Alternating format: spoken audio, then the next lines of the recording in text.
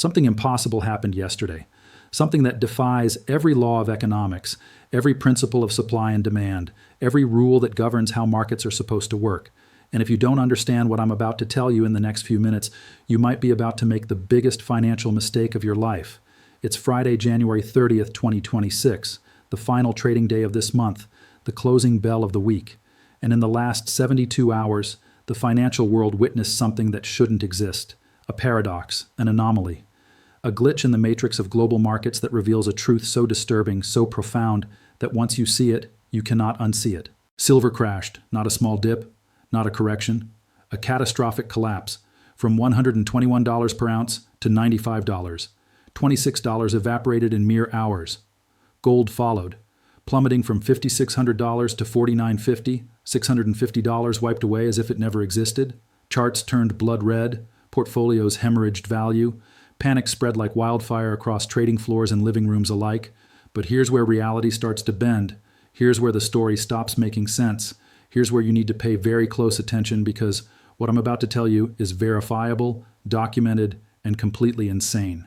Right now, at this very moment, as silver trades at $95 per ounce, as the price sits at its lowest point in weeks, as every chart screams that silver is cheap and available and ready to buy, you cannot purchase physical silver. Not in Australia, not in America, not in Britain, not in India, not anywhere. Let me say that again because I need you to truly hear this.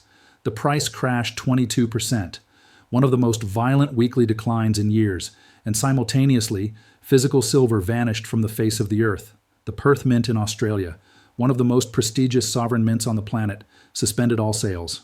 The United States Mint, the official producer of American Silver Eagles, halted operations and stopped taking orders. The Royal Mint in the United Kingdom shows out of stock on virtually every silver product.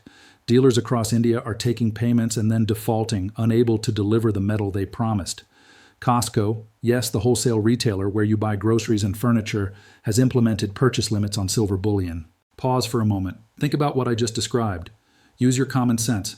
Apply basic logic. In every market you have ever known, in every transaction you have ever made, what happens when price crashes? Sellers emerge. Supply increases. Product becomes available. When stocks crash, you can buy more shares. When real estate crashes, more houses hit the market. When oil crashes, gas stations have plenty of fuel. This is Economics 101. Supply and demand, the foundational principle of commerce itself. But that's not what's happening here. Here, the inverse is occurring. Price is collapsing while supply is evaporating. The cost is plummeting while the product is disappearing. Every mint, every dealer, every major supplier on multiple continents is running out simultaneously as the charts tell you silver is worthless and abundant. Does that sound normal to you? Does that sound like a functioning market? Or does that sound like something else entirely? Something darker, something manipulated, something that's been carefully constructed to separate you from your wealth while others accumulate the real assets. I'm going to show you exactly what's happening. I'm going to take you behind the curtain. I'm going to reveal the machinery of this illusion. And by the time we're done, you're going to see the financial system in a way you never have before. But first, you need to understand something fundamental about silver, something they don't teach you in school, something the mainstream financial media will never explain. There are two silver markets, not one. Two completely separate universes operating under the same name, but following entirely different rules. The first is the paper market. This is COMEX, the Commodities Exchange in New York. This is where futures contracts trade, where derivatives flow, where billions of dollars change hands every single day in digital transactions. Hedge funds trade here, investment banks trade here, algorithmic systems execute millions of orders per second. Fortunes are made and lost in milliseconds. But here's the secret they don't tell you. None of this is real silver. Not a single ounce of actual metal changes hands in 99% of these transactions. They're trading contracts, promises, digital entries in a ledger that say someone, somewhere, at some point in the future, might deliver actual silver if you demand it. Most traders never do. They buy a contract, sell it later at a profit or loss, and move on. It's a casino, a game of numbers, a financial poker where the chips represent silver but aren't actually silver. The second market is the physical market. This is real metal, coins you can hold in your hand, bars you can stack in a safe, bullion you can touch and feel and weigh. This is silver that exists in the physical world, governed by physical laws, constrained by physical reality. You cannot create it with a keystroke. You cannot conjure it from thin air. You must mine it from the earth, refine it, mint it, transport it, store it. It takes time, energy, labor, resources. It is finite in a way that paper contracts are never finite. These two markets are supposed to be connected. The paper price is supposed to reflect the physical value. The futures market is supposed to discover the true worth of real metal through the collective wisdom of buyers and sellers. This is what every economics textbook tells you. This is what every financial analyst on television assumes. This is the foundation of the entire commodities pricing system. But what if I told you that connection is broken? What if I told you that right now, today, in real time, these two markets are telling completely opposite stories? What if I told you the paper market is a lie, a carefully constructed fiction designed to distort your perception of reality while the physical market screams the truth that nobody wants you to hear? 3 days ago, before the crash even began, when silver was still trading comfortably at $117 and everyone thought the bull run would continue forever, the Perth Mint sent a confidential notice to their wholesale distributors. I have seen this document. I have read every word. The language is bureaucratic and carefully neutral, but the message is absolutely explosive. They announced they were suspending all wholesale orders for their signature product, the 2026 Silver Kangaroo coin, until February 23rd, almost a full month. They cited increasing worldwide demand and a large backlog of orders they could not fulfill. They implemented monthly allocation systems to ration whatever silver they could source. Read between those corporate lines. The Australian government mint, backed by one of the most stable governments on earth, in a country that's one of the largest silver producers on the planet, cannot get enough silver to meet demand. They are rationing, they are delaying, they are turning away customers. And this was before the crash. This was when silver was expensive and rising. This was when casual investors should have been selling, when supply should have been abundant. Then the crash happened. Silver dropped from $117 to $95 in a matter of days, a $22 discount. Suddenly, for anyone with cash and basic math skills, silver was on sale. The same metal that the Perth Mint couldn't keep in stock at $117 was now available on paper at $95. What do you think happened? Every intelligent investor on earth saw a generational buying opportunity. The demand that was already overwhelming the system exploded into a tsunami. The United States Mint faced an even more absurd situation. They were selling Silver Eagles at $91 when spot price rocketed above $90. They were losing money on every single coin, so they did what any rational business would do. They stopped. They suspended all numismatic silver sales. They pulled products offline, and when those products returned, the price had jumped from $91 to $169, an 86% increase overnight. Not gradually. Not in response to market conditions. In one dramatic repricing that tells you everything you need to know about what's really happening behind closed doors. The 2026 American Silver Eagle, the most popular silver coin in the world, the coin that was supposed to launch in January as it does every year, has been delayed until late February. Subscriptions sold out before the coin even exists. People are paying for a product that hasn't been minted yet because they know they won't be able to get it once it's available. But perhaps the most disturbing evidence comes from India, where the physical market isn't just strained, it's broken. Dealers are defaulting. Let me explain what that means because it's worse than it sounds. Default means they took your money, promised you silver, and then couldn't deliver. They have your cash, they don't have the metal. People are posting screenshots of canceled orders, of payments processed, but products never shipped, of customer service representatives offering refunds instead of silver because there is no silver to send.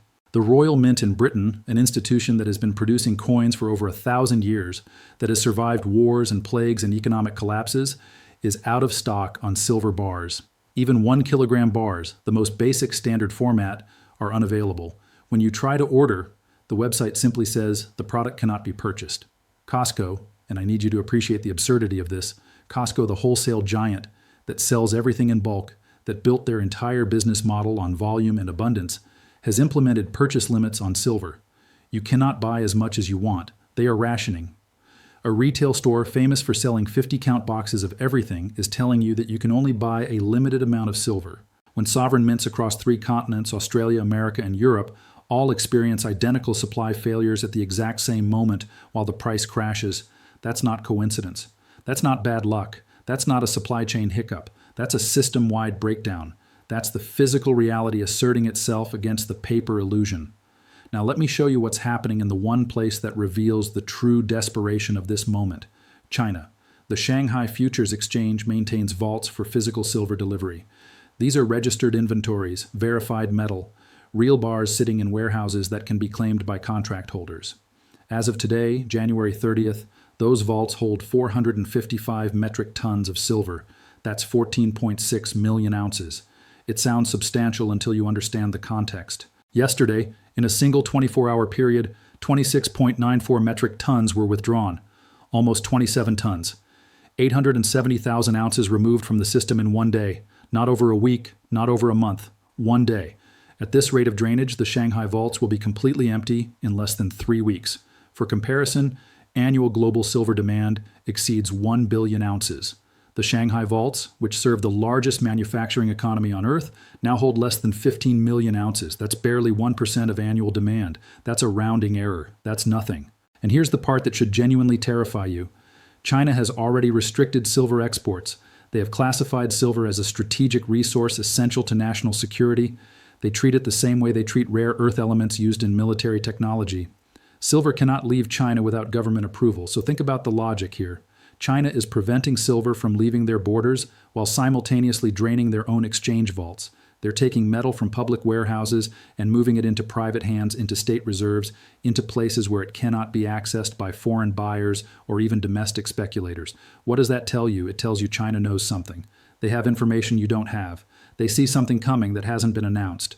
And they are hoarding physical metal with the urgency of a nation preparing for crisis. While Americans are selling paper contracts and crashing the price on their computer screens, China is loading physical bars onto trucks and taking delivery.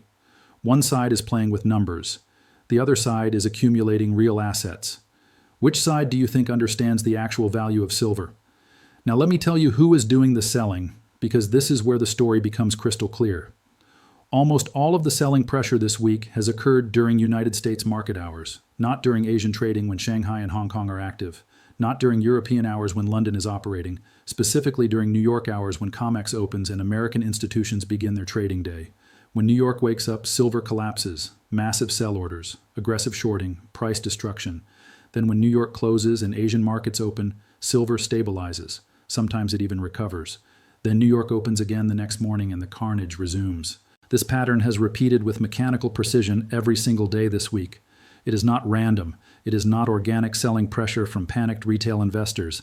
This is institutional. This is coordinated. This is a calculated strategy executed by entities with enormous capital and specific objectives.